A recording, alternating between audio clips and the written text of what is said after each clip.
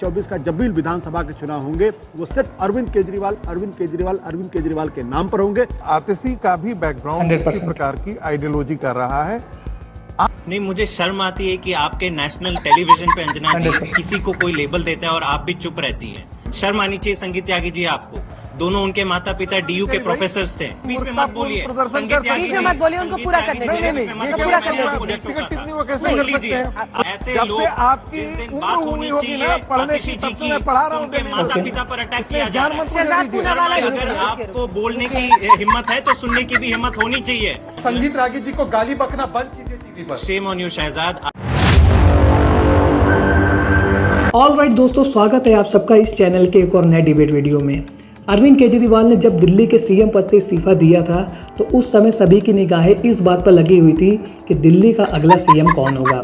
और आम आदमी पार्टी के नेताओं के साथ साथ मीडिया जगत में भी इस बात पर चर्चा चल रही थी कि आम आदमी पार्टी की नेता आतिशी मरलेना दिल्ली का सीएम फेस हो सकती हैं, क्योंकि उनकी संभावनाएं सबसे ज़्यादा थीं। क्योंकि 177 डेज जब अरविंद केजरीवाल जेल में थे तो उस समय उन्होंने आम आदमी पार्टी के साथ साथ मीडिया को भी बहुत अच्छे से मैनेज किया था और जनता के बीच में अरविंद केजरीवाल के लिए सहानुभूति भी उन्होंने सबसे ज़्यादा बटोरी थी। तो कहीं ना कहीं आतिशी अरविंद केजरीवाल की सबसे फेवरेट नेता है आम आदमी पार्टी में। अब जब आम आदमी पार्टी के विधायक दलों की बैठक में आतिशी के नाम पर मोहर लग गई है कि वे अगला सीएम होंगी दिल्ली का, तो उसके बाद बीजेपी ने यह कहना शुरू कर दिया है कि आतिशी एक प्रॉक्सी सीएम है, या उनको हम शैडो सीएम भी कह सकते हैं। यानी कि रियल सीएम तो अरविंद केजरीवाल हैं, आतिशी केवल वही कार्य करेंगे जो अरविंद केजरीवाल कहेंगे। और इसमें कोई भी दो राय नहीं है। दिल्ली की जनता को यह बात क्लियर मालूम है कि आतिशी मरलेना एक प्रॉक्सी सीएम है। काम करने वाले व्यक्ति तो अरविंद केजरीवाल हैं। और अरविंद केजरीवाल ने ऐसा इसलिए किया है क्योंकि सुप्रीम कोर्ट ने जब उनको बेल दिया था तो उस समय उन्होंने ये शर्त रखी थी कि आप सीएम तो रह सकते हो लेकिन ऑफिशियल फाइल में साइन नहीं कर सकते हो। तो ऐसी स्थिति में डमी सीएम बने रहने से अच्छा था कि उन्होंने ये किया कि उन्होंने अपनी जगह दूसरे को सीएम बना दिया, यानी कि आतिशी को सीएम बना दिया और अब वे अपना काम आतिशी के द्वारा कराते रहेंगे। इसके साथ साथ उन्होंने एक और चाल चल दी जो बीजेपी को अब भविष्य में भारी पड़ने वाली है। वह यह है कि उन्होंने जब अपने सीएम पद से इस्तीफा दिया था तो जनता से उन्होंने ये अनुरोध किया कि आने वाले चुनाव में जब आम आदमी पार्टी उनके फेस पर चुनाव लड़ेगी तो आप उन्हें वोट जब दीजिए जब आप यह मानते हैं कि वे ईमानदार हैं। यानी कि आपका एक एक वोट, दिल्ली की जनता का एक एक वोट जो अरविंद केजरीवाल या आम आदमी पार्टी को दिया जाएगा वो इस बात का सर्टिफिकेट होगा कि वे ईमानदार हैं। तो इस तरीके से उन्होंने एक भावुक अपील जनता से की थी और डेफिनेटली भविष्य में उनको जनता का सपोर्ट मिलने वाला है। इसके साथ साथ 4 राज्यों के जो विधानसभा चुनाव हैं उनमें भी अरविंद केजरीवाल बहुत बड़ा खेल करने वाले हैं, क्योंकि वहाँ पर भी उनको जनता का इसी तरह सपोर्ट मिलेगा और सबसे ज़्यादा फर्क पड़ेगा हरियाणा के चुनाव में। आज के डिबेट वीडियो में हम देखेंगे कि आरएसएस विचारक संगीत रागी जो डीयू के प्रोफेसर भी हैं, उन्होंने आतिशी को लेकर के कुछ ऐसा कह दिया कि आम आदमी पार्टी के प्रवक्ता जैस्मीन शाह बहुत ज़्यादा भड़क उठे और उन्होंने संगीत रागी के साथ साथ बीजेपी प्रवक्ता शहनवाज पूनावाला की भी जम करके क्लास लगा दी। तो उन्होंने ऐसा क्या कहा, यानी कि संगीत रागी ने ऐसा क्या कहा कि जिसके बाद आम आदमी पार्टी के प्रवक्ता भड़क उठे। तो चलिए वीडियो को शुरू करते हैं। वीडियो पसंद आए तो वीडियो को लाइक और चैनल को सब्सक्राइब करना ना भूलिएगा। चलिए वीडियो को शुरू करते हैं। चेहरा हम आपको दिखा रहे थे वो एक बार बता देते हैं। सुषमा स्वराज बहुत कम कार्यकाल के लिए वो सीएम रही थी, अक्टूबर से दिसंबर 1998 तक। 100%। फिर लगभग 2 महीने वो सीएम रही। फिर शीला दीक्षित 15 साल और लगातार 3 बार सीएम बनने का उन्होंने रिकॉर्ड बनाया था और अब तीसरी बार आतिशी जी बन रही है। मुझे पता है आप संगीत रागी जी की बात का जवाब देना चाहते हैं जैस्मिन, तो जल्दी से 2 लाइन में छोटा सा कमेंट, फिर मैं शहजाद जी आ रही। नहीं, मुझे शर्म आती है कि आपके नेशनल टेलीविजन पे अंजना जी किसी को कोई लेबल देता है और आप भी चुप रहती हैं। किसी को नक्सलवादी कहना इतना आसान हो गया आज तक में। शर्म आनी चाहिए संगीत त्यागी जी आपको। दोनों उनके माता पिता डीयू के प्रोफेसर थे, केंद्र यूनिवर्सिटी के प्रोफेसर थे। तो उसके ऊपर भी आप लांछन लगा रहे हैं। आतिशी जी को आप कुछ कह रहे हैं। अरे जो काम इन्होंने किया है, आप ये नहीं देखेंगे कि वो स्कॉलर हैं। शायद देश के पहले मेरे बीच में मत बोलिए, बीच में मत बोलिए, उनको पूरा करने दीजिए। पूरा करने दीजिए। टिप्पणी वो कैसे कर सकते हैं? आपने भी व्यक्तिगत टिप्पणी की ना, उनकी माता पिता को नहीं मैंने उनके माता पिता के बारे में बोला कि बैकग्राउंड था। रुकिए, पूरा करने दीजिए। ये गलत है। बोलिए। मुझे बोलने नहीं दिया जा रहा आपके चैनल में। अरे भाई आप तो पूरी दुनिया मैं को कहता हूँ कि अरे, अगर रुकिए, आपको रुकिए, बोलने की रुकिए। हिम्मत है तो सुनने की भी हिम्मत होनी चाहिए।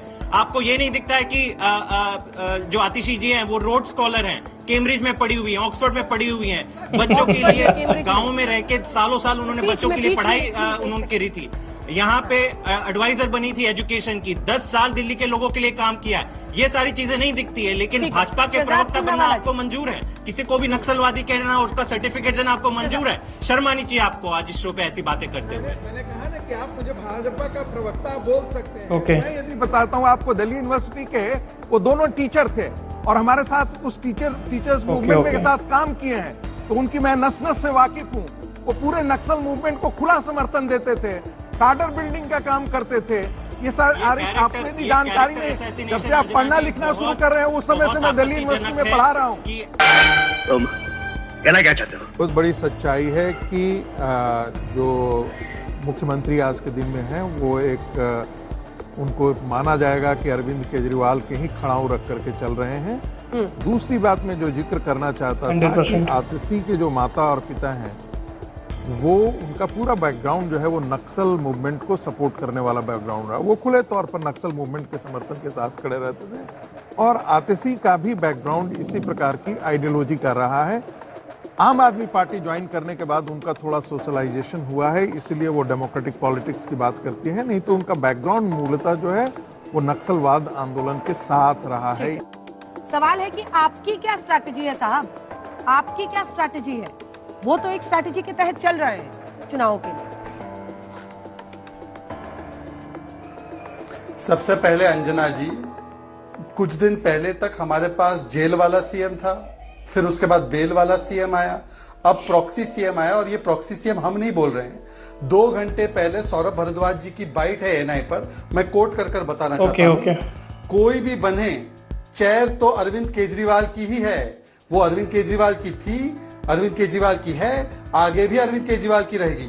जो ये 1, 2, 3 महीने की अरेंजमेंट है वो तो कोई भी हम में से बैठ जाएगा, ये उन्होंने कहा है। तो उन्होंने इस रोड स्कॉलर, हार्वर्ड स्कॉलर, पता नहीं कहां की स्कॉलर को प्रॉक्सी है, डमी है और केवल लेम डक है। तो मैं दिल्ली वासियों को कहना चाहता हूं, चलिए मोदी जी के जन्म दिवस पर केजरीवाल से तो छुटकारा मिला, पर नया मनमोहन सिंह मिल गया है, नया ओपीएस आ चुका है। तो मुझे लगता है कि दिल्ली वासी भी समझते हैं कि चेहरा बदला है, चरित्र कुछ नहीं बदला है। दूसरी बात, मैं संगीत रागी जी की बात जो उन्होंने कही, संगीत रागी जी यदि झूठ बोल रहे हैं तो उनको आप कोड़े मारिए, पर मेरे पास यहाँ पर 2016 की रिपोर्ट है कि the parents of Atishi Marlena signed the mercy petition for Afzal Guru, Outlook में छपा हुआ है। उसके बाद इकोनॉमिक टाइम्स में parents of Atishi Marlena have close links with SAR Geelani. उसके अलावा ये रिपोर्ट भी है कि आधा सियाचेन पाकिस्तान को दे दे, ये वकालत उनके माता पिता ने की है। मुझे उनके माता पिता के व्यूज से कोई लेना देना नहीं, वो उनके माता पिता यहाँ के मुख्यमंत्री नहीं है। पर संगीत रागी एक डीयू के प्रोफेसर है। मैं भी विनोद अग्निहोत्री का पूरा सम्मान करता हूँ, मैं आशुतोष का पूरा सम्मान करता हूँ। एक शिक्षक को बार बार अपमानित किया जाता है, उनकी गलती क्या है? उन्होंने फैक्ट बोला है। अगर ये फैक्ट झूठा है तो आप कोड़े मारिए संगीत रागी को, अगर संगीत रागी का फैक्ट सही है तो जैस्मिन साहब मुझे बताएं कि does Atishi stand with the views of her parents? वो मैंने भी बता दिया। Whether Jasmine stands with the views of her parents? आज जब वो एक प्रोफेसर है, टीचर है। हो गया आपकी बात, मेरी बात, मुझे बात अपनी रखनी दीजिए।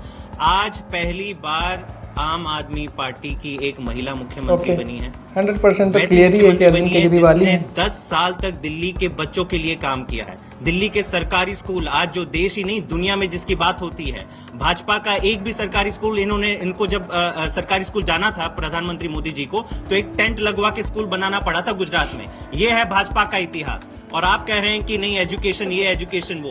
तो आज जो बात है आतिशी जी की बात है, उनके जो जीवन का जो संघर्ष था उसके बाद आज उनको एक बड़ी जिम्मेदारी मिली है। और इसमें मैं कहीं नहीं कहूंगा कि प्रॉक्सी या डमी, ये बात नहीं है। टेम्पररी सीएम है, सब जानते हैं, सब जानते हैं, दिल्ली का जन जन जानता है कि अरविंद केजरीवाल जी के साथ हमारा दिल जुड़ा हुआ है।